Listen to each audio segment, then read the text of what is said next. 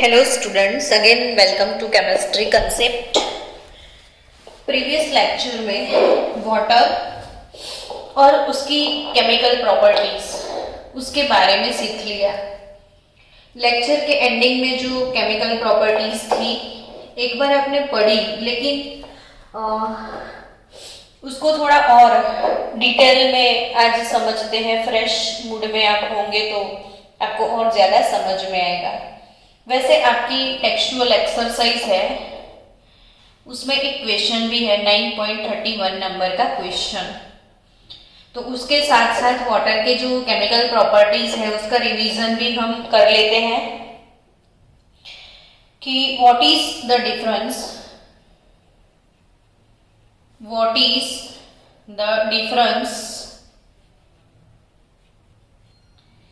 Between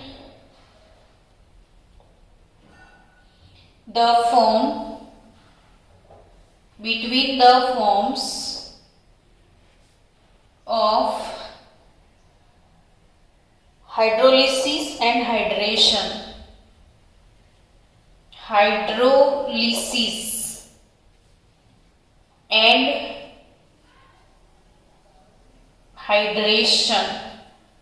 तो water के जो केमिकल प्रॉपर्टीज है उसमें ये दो टर्म्स है। बच्चों, ये दोनों ही टर्म्स का मतलब थोड़ा मैं एक्सप्लेन कर दूं आपको। सबसे पहले मैं आपको ये चीज बता दूं कि हाइड्रेशन क्या होता है।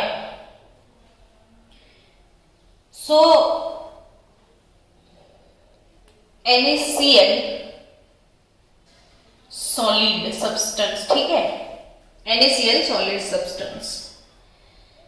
सबको एक चीज पता है कि इसमें Na+ होता है, Cl माइनस होता है। तो ये कंपाउंड कैसा है बच्चों? आयोनिक कंपाउंड है। और most of ionic compounds are soluble in water.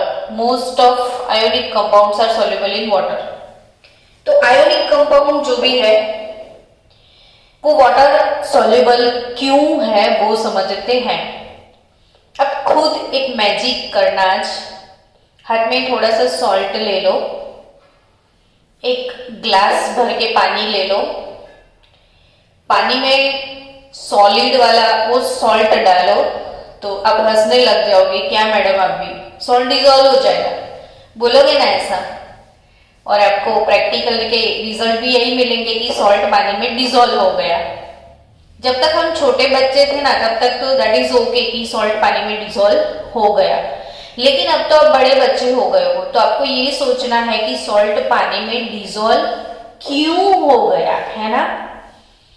अब ये सोचना है कि सॉल्ट पानी में डिजोल्व क्यों हो गया, तो वो मैं समझाने जा रही हूं कि जो सॉल्ट बना कैसे था। तो सॉल्ट में था Na+ आयन और Cl- आयन। अब ये Na+ और Cl- के बीच में एक अट्रैक्शन फोर्स होगा कि नहीं। ये प्लस है, ये माइनस है, पॉजिटिव चार्ज नेगेटिव चार्ज दोनों के बीच में ऑब्वियसली अट्रैक्शन फोर्स होता है। तो that type of attraction is known as coulombic attraction. और इसको आप इलेक्ट्रोस्टैटिक अट्रैक्शन भी बोल सकते हो। तो ये कूलम्बिक अट्रैक्शन है या इलेक्ट्रोस्टैटिक अट्रैक्शन है या आप इसको आयोनिक बॉन्ड आप बोल सकते हो। And due to that attraction so many sodium, so many chloride ऊपर नीचे आगे पीछे ऐसे 3 डायमेंशनली अरेंज होके एक लेटिस का फॉर्मेशन करते हैं। अब ये लेटिस आपने पानी में डाल दिया तो इन दोनों के बीच का जो अट्रैक्शन है Na और Cl के बीच का जो इलेक्ट्रोस्टैटिक अट्रैक्शन है उसको ब्रेक कर देता है। फिर से ध्यान से सुनो, इन दोनों के बीच का जो अट्रैक्शन है, इन दोनों के बीच का जो अट्रैक्शन है वो कौन ब्रेक करता है? तो पानी। और अट्रैक्शन ब्रेक करने की जो कैपेसिटी, किसी के अट्रैक्शन को ब्रेक करने की जो कैपेसिटी है उसे क्या बोलते हैं बच्चों? पता है? Dielectric constant. क्या बोलते हैं इसे? Dielectric constant. तो डाई इलेक्ट्रिक कांस्टेंट जो वाटर का 80 है, डाइलेक्ट्रिक कांस्टेंट डी वाटर का कितना है? 80।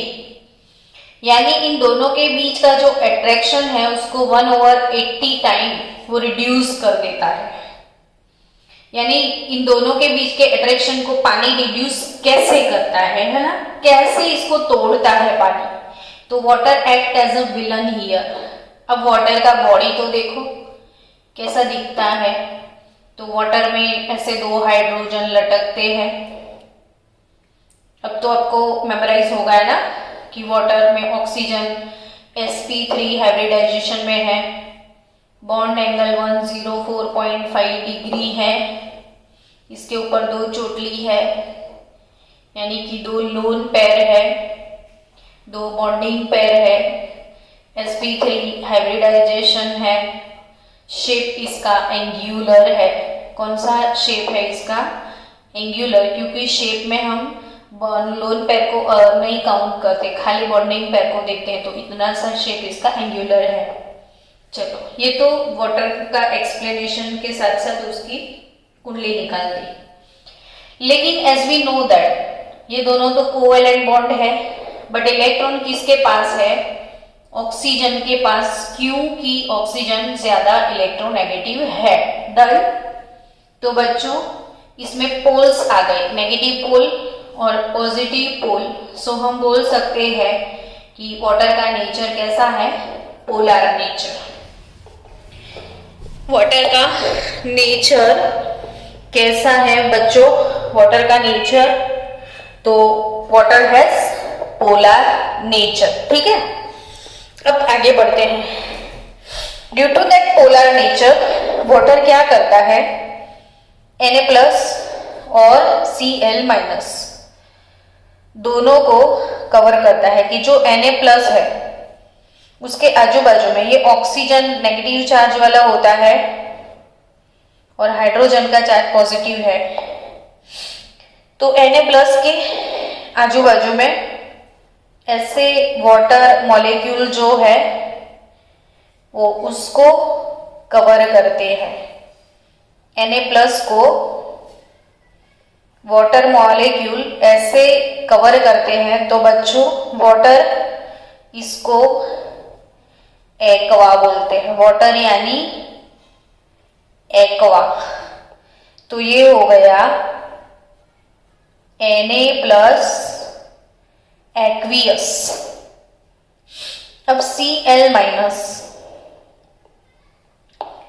Cl- इसके आजू बाजू में ये नेगेटिव है, तो पॉजिटिवली चार्ज हाइड्रोजन से ये कवर होता है। तो ये सारे वाटर मॉलिक्यूल ऐसे उल्टे इसके आसपास में होंगे। तो ये भी Cl-, जिसके सराउंडिंग्स में एक्वो मॉलिक्यूल है, तो it is called Na+ aqueous, Cl- aqueous. यानी ये दोनों एक्वियस फेज में मिले। दिस फिनोमिना, ये नेगेटिव आयन पॉजिटिव आयन के आजू बाजू जो पानी के मॉलिक्यूल ऐसे इन दोनों के बीच का अट्रैक्शन ब्रेक कर देते हैं। दूसरे का अट्रैक्शन ब्रेक करने का जो विलन वाला कैपेसिटी है उसे बोलते हैं डाई इलेक्ट्रिक कांस्टेंट। और पानी ऐसी चीज है, ऐसा विलन है, वो सबका अट्रैक्शन तोड़ देता है, सबके ना वो डिवोर्स करवा देता है। तो इसीलिए वाटर का डाई इलेक्ट्रिक कांस्टेंट हाई है। हाई याद रखना, हाई है, ताकि सब लोग पानी में पिघल जाते हैं, मेल्ट हो जाते हैं। तो ये वाले जो फिनोमिना है बच्चों ना, उसी को हम बोलते हैं हाइड्रेशन। ये फिनोमिना को क्या बोलते हैं हम? हाइड्रेशन। तभी हम ऐसा लिखेंगे कि NaCl solid gives Na plus aqueous Cl minus aqueous in water. तो ये चीज हो गई कि सॉलिड सब्सटेंस था, अब एक्वियस एक्वियस हो गया, यानी ये क्या हुआ, हाइड्रेशन। ये क्या हुआ, हाइड्रेशन। और ये प्रोसेस के ड्यूरेशन में जो हीट रिलीज होता है उसे बोला जाता है हाइड्रेशन एंथैल्पी। तो बच्चों, वाटर की केमिकल प्रॉपर्टी में ये चीज है जो मैं आपको एक्सप्लेन कर रही हूं। याद रखना कि व्हाट इज हाइड्रेशन। तो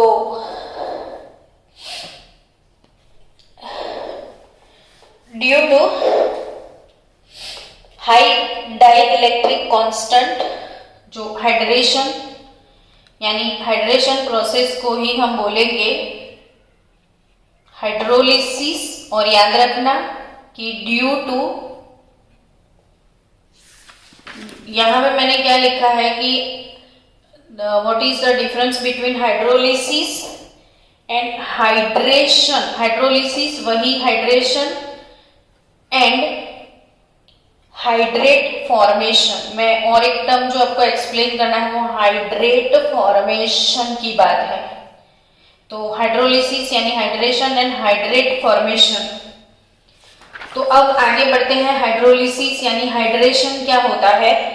तो इसकी डेफिनेशन अब लिख देना कि due to high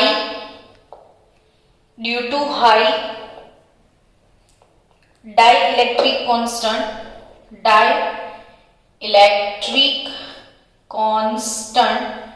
due to high dielectric constant, it has a very strong hydrating tendency. It has a very strong hydration tendency. So it dissolves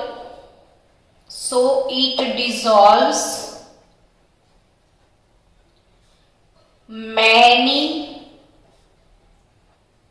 ionic compound. It dissolve many ionic compound. तो covalent हो या ionic compound हो, they are hydrolysed in water. और according to your text book जो example दिए हैं कि जैसे P4O10 फॉस्फोरस का ऑक्साइड है, वो है सॉलिड फेज में। अगर इसमें आपने पानी डाल दिया तो यू विल गेट 4H3PO4 और यहां पे आप लिखोगे एक्वियस, यानी कि ये हाइड्रोलिसिस हो गया इसका, ये एक्वियस बन गया या हाइड्रेशन हो गया ऑक्साइड का। वैसे ही SiCl4 लिक्विड का, लिक्विड में भी हाइड्रेशन पॉसिबल है, तो 2H2 हाइड्रोलिसिस हो जाएगा। सिलिकॉन के आजू बाजू जो चार क्लोरीन है ना बच्चों, तो वो क्लोरीन निकल के वहां पे OH आ जाते हैं ऐसे। तो ये इसी फॉर्म को हम दूसरे तरीके से भी लिख सकते हैं कि SiO2 सिलिकॉन डाइऑक्साइड, पहले ये फॉर्म में आते हैं सिलिसिक एसिड के, फिर आफ्टर दैट SiO2 और 4HCl आपको मिलता है इसमें से। तो यानी कि आई थिंक आपको ये चीजें समझ में आ गई। अभी भी मैंने आपको सिखाया NaCl solid in water, Na plus aqueous, Cl minus aqueous, here SiO2 solid and HCl aqueous. तो ये है हाइड्रेशन और hydrolysis. Now what about hydrate formation? Now what about hydrate formation? तो हाइड्रेट फॉर्मेशन में आपको एक चीज मैं सिखा रही हूं फॉर नीट जी, आप याद रखना ये एडिशनल चीज बच्चों चार्ट पेपर पे घर में डाल देना। हाइड्रेशन, हाइड्रेट्स फॉर्मेशन, तो वो हाइड्रेट्स फॉर्मेशन की बात करें तो फ्रॉम एक्वियस सॉल्यूशन, अब कोई भी सॉल्ट जो है ना, सॉल्ट, जैसे आप लोग घर में शुगर खाते हो तो आपको ये चीज पता है ना कि शुगर किस चीज से बनता है, तो गन्ने का रस हम यूज करते हैं, यानी जो शुगर कैन जूस है ना वो तो लिक्विड फेज में है। अब लिक्विड से आप सॉलिड में कैसे जाओगे, लिक्विड से आप सॉलिड में कैसे जाओगे, तो लिक्विड टू सॉलिड मूवन जो होने की प्रोसेस है, लिक्विड से जो हम शुगर बनाते हैं इस प्रोसेस को बोलते हैं क्रिस्टलाइजेशन। अब आपके लिए एक एक्स्ट्रा एडवाइस कि आप लोग क्रिस्टलाइजेशन ऐसा लिख के उसके वीडियोस देखना गूगल पे, ये व्हाट इज क्रिस्टलाइजेशन प्रोसेस, तो you will get so many videos of crystallization process. तो क्रिस्टलाइजेशन में जनरली कोई पाउडर होता है, उसे कोई ऐसे सॉल्वेंट में डाला जाता है जिसमें वो पार्शियली डिसॉल्व होता है, यानी थोड़ा कम डिसॉल्व होता है, तो उसको इसमें डिसॉल्व करते जाओ डिसॉल्व हो जाए, फिर उस सॉल्यूशन को गर्म कर लो, फिर जितनी कैपेसिटी है और डिसॉल्व करो, सैचुरेटेड सॉल्यूशन बनाओ, फिर उसको रूम टेम्परेचर पे ठंडा होने के लिए रख दो, तो वो सब्सटेंस उसमें क्रिस्टलाइज होता है। अब ये वीडियोस आप देख लेना। तो यानी कि कोई भी जो सॉल्ट होते हैं उसको लिक्विड फेज में से सॉलिड फेज में क्रिस्टलाइज किया जाता है, तब जो पानी के मॉलिक्यूल है वो क्रिस्टल के अंदर घुस जाते हैं, पानी के मॉलिक्यूल वो क्रिस्टल के अंदर रहते हैं, इसे हाइड्रेट फॉर्मेशन बोलते हैं। तो क्रिस्टल के अंदर जो पानी के मॉलिक्यूल होते हैं, फॉर एग्जाम्पल मैं आपको बात करूं कि आपने देखा होगा copper sulphate pentahydrate, copper sulphate pentahydrate, यानी कॉपर सल्फेट के अंदर 5 मॉलिक्यूल ऑफ हाइड्रेट है ऑलरेडी। तो ये रियली इसका स्ट्रक्चर कैसा है, आपकी टेक्स्ट बुक में इंटेक्स क्वेश्चन में भी क्वेश्चन दिया गया है, नीट जी में भी एक क्वेश्चन पूछ लिया था एक बार कि how many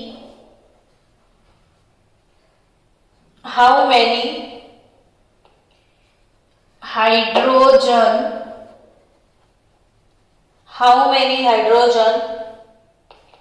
bonded water molecule, how many hydrogen bonded water molecule are associated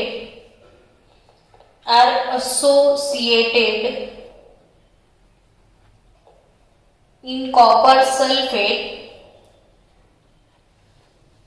5H2O। ये इंटेक्स क्वेश्चन भी है आपका, तो दोनों क्वेश्चन को हम सॉल्व करते हैं। तो एक्चुअली ये जो 5 मॉलिक्यूल्स ऑफ वाटर है इसे बोला जाता है वाटर ऑफ क्रिस्टलाइजेशन, इसको क्या बोलते हो, वाटर ऑफ क्रिस्टलाइजेशन इसको बोला जाता है कि क्रिस्टल यानी लेटिस के अंदर जो वाटर रहता है। तो एक्चुअली ये जो स्ट्रक्चर है ये ऐसा स्ट्रक्चर है, कॉपर H2O4,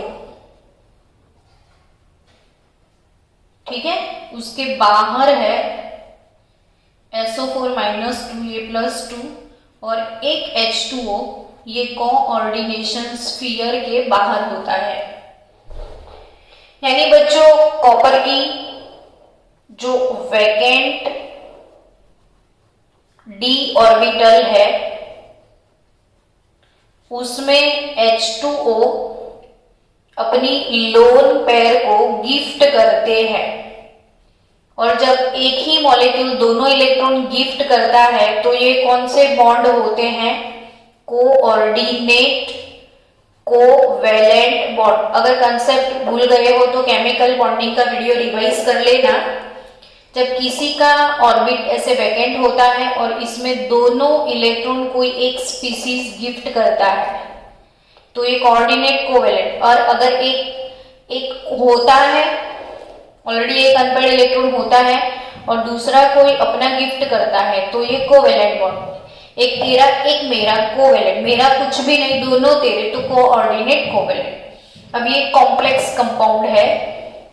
अब ये चीजें अगर 11th में ज्यादा समझ में नहीं आ रही है तो डोंट वरी बच्चों, 12th में पूरा इसका चैप्टर है कोऑर्डिनेट कंपाउंड्स, यानी वो सबसे लंबा और बहुत अच्छा चैप्टर है। तो वो जब पढ़ोगे तो ये एक एक कंसेप्ट बिफोर नीट आपको 100% समझ में आने वाले हैं। सो आप 12th में और ज्यादा पढ़ोगे। लेकिन इधर अभी कॉपर की जो वैकेंट डी ऑर्बिटल होगी, इसमें वाटर के लोन पर गिफ्ट होते हैं और ये 4 मॉलिक्यूल कॉपर के साथ कोऑर्डिनेट कोवेलेंट बॉन्ड बनाते हैं। फिर एक मॉलिक्यूल ऐसे कोऑर्डिनेशन स्फीयर के बाहर है और सल्फेट भी उस बाहर ही होता है। तो ये क्यों ऐसा होता है वो 12th में आप सीखने वाले हो। फिर भी अभी टॉपिक है बीच में तो मैं आपको बता देती हूँ कि जो कॉपर है इसके आजू बाजू जो 4 कोऑर्डिनेट कोवेलेंट बॉन्ड होते हैं वाटर के साथ, ये ऐसे बॉन्ड होते हैं। चलो मैं वाटर मॉलिक्यूल को अलग कलर से दिखा दूं कि ये वाटर के मॉलिक्यूल है, कॉपर के आजू बाजू 4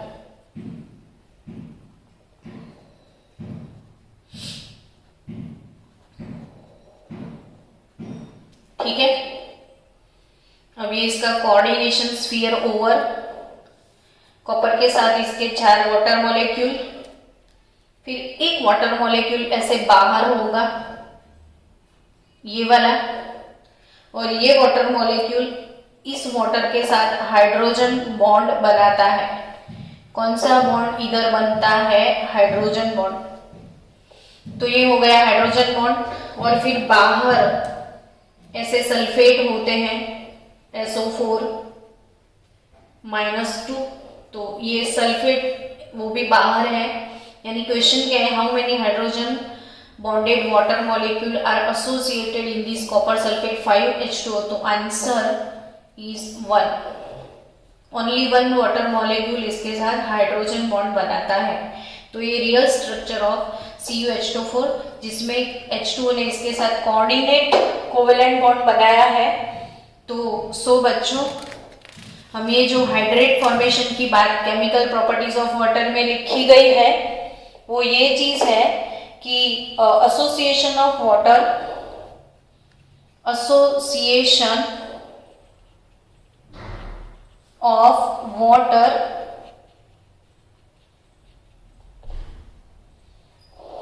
is of different types और वो टाइप्स में फर्स्ट वाला कोऑर्डिनेटेड वाटर, यानी जो कोऑर्डिनेट बॉन्ड बनाता है, जो पूरा अभी मैंने हिस्ट्री ज्योग्राफी आपको सिखाया, कॉपर सल्फेट इंटू 5H2O, या फिर दूसरा कंपाउंड है CrCl3 इंटू 6H2O। इसमें भी रियल कंपाउंड ऐसे होता है CrH2O6 प्लस 3,3Cl माइनस, ये रियलिटी में ऐसे होता है। नाउ अगेन दूसरी कोई टाइप, यानी जो पूरे क्रिस्टल के अंदर कोने में घुसे रहते हैं, ऐसा भी हो सकता है। तो जो कोने में ऐसे जो क्रिस्टल होता है, इसमें जो मॉलिक्यूल होते हैं, इसमें बीच में जो छोटी छोटी जगह होती है उसे इंटरस्टिशियल स्पेस बोलते हैं। और वो जगह में अगर पानी घुसा रहता है तो इसे हम बोलेंगे इंटरस्टिशियल वाटर। इंटरस्टिशियल वाटर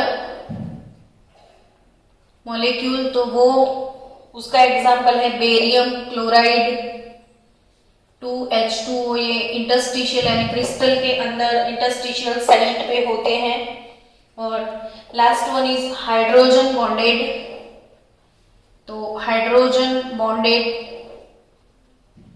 ये एग्जाम्पल फिर से आपको रिपीट करना पड़ेगा। इसमें कॉपर सल्फेट में कोऑर्डिनेटेड भी है, हाइड्रोजन बॉन्डेड भी है। तो कॉपर सल्फेट इसमें 4H2O कोऑर्डिनेटेड है और एक जो H2O है वो हाइड्रोजन बॉन्डेड है, मैंने अभी पूरा थियरी एक्सप्लेन किया। तो आई थिंक वाटर के ये जो प्रॉपर्टीज थे आपको समझ में आ गए होंगे, है ना। अब नेक्स्ट वीडियो हम बनाने जा रहे हैं what is hard water and what is soft water.